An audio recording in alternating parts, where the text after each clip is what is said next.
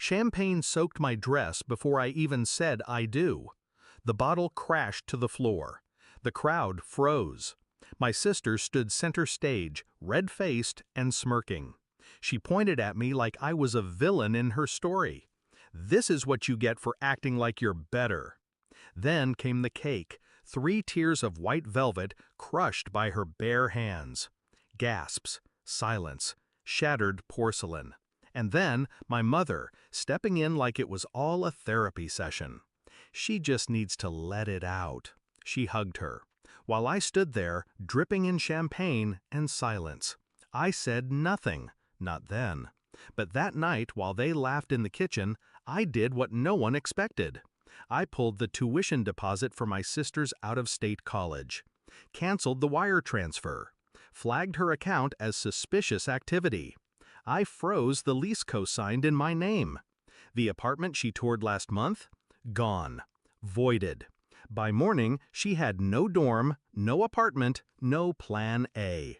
But at 7:30 a.m., they got the real news. And that was the part I'd been saving. Growing up, it was always her. Emily cried louder. Emily needed more. Emily was sensitive. I was quiet, sharp, precise. That made me cold. Our parents catered to her chaos like it was a gift. When I got scholarships, they said she needed encouragement too. When I got engaged, they said not to make her feel left behind. But I wasn't better. I just worked harder. That was my sin. The signs started 6 months before the wedding. Little jabs, snide remarks disguised as jokes. "Wow, who knew you'd be the first one married? Your fiancé's cute. I'd flirt with him if he weren't so stiff." I let it go. Family, right? Then came the dress fitting. She wore white. I asked why. She rolled her eyes. "No one's gonna mistake me for the bride. Don't be so insecure." The day after, she posted a picture of us, cropped to show only her. Captioned, "Some of us were born to wear the spotlight."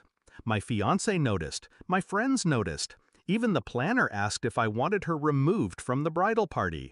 I didn't, because I needed her close.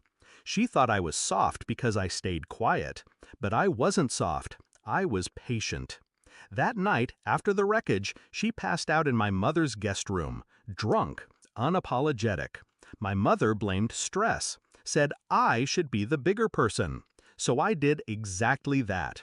First, I called the college financial office. The deposit hadn't cleared yet.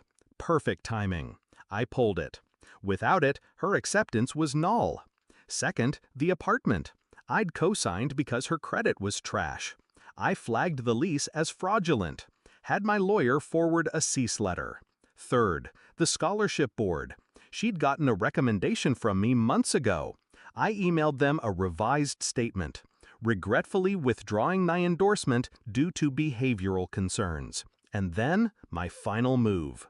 2 months earlier, she drunkenly confessed to using fake IDs to work in clubs. She laughed about it, thought it made her edgy. What she didn't know was I recorded it. Not out of spite, just instinct. That recording, I forwarded it anonymously to her school's disciplinary board and CC'd the dean. At 7:30 a.m., Emily woke up to her name trending, privately. Calls from the housing office, a revoked acceptance letter, a text from her advisor saying they were reviewing eligibility. She ran to my mother's room, sobbing. I was already gone. Checked into a suite downtown with my new husband. They called me 5 times. I didn't pick up. Then came the email. Subject, "Why are you doing this?" I didn't respond. The confrontation came a week later. She stormed into my condo, eyes bloodshot, voice shaking. "You ruin everything!"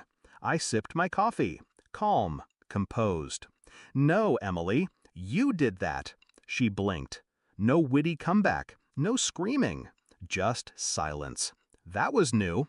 My mother followed up hours later, accused me of being cruel, said Emily was just acting out. I reminded her the damage wasn't emotional, it was financial, documented, traceable, earned. And for once, she didn't argue.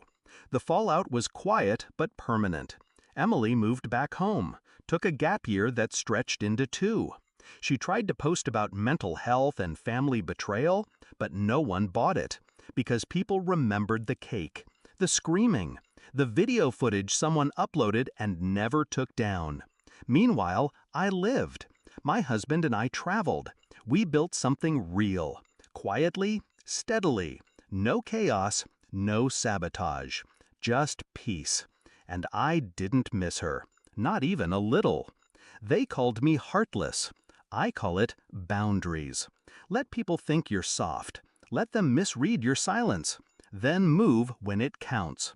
Quiet isn't weakness, it's timing.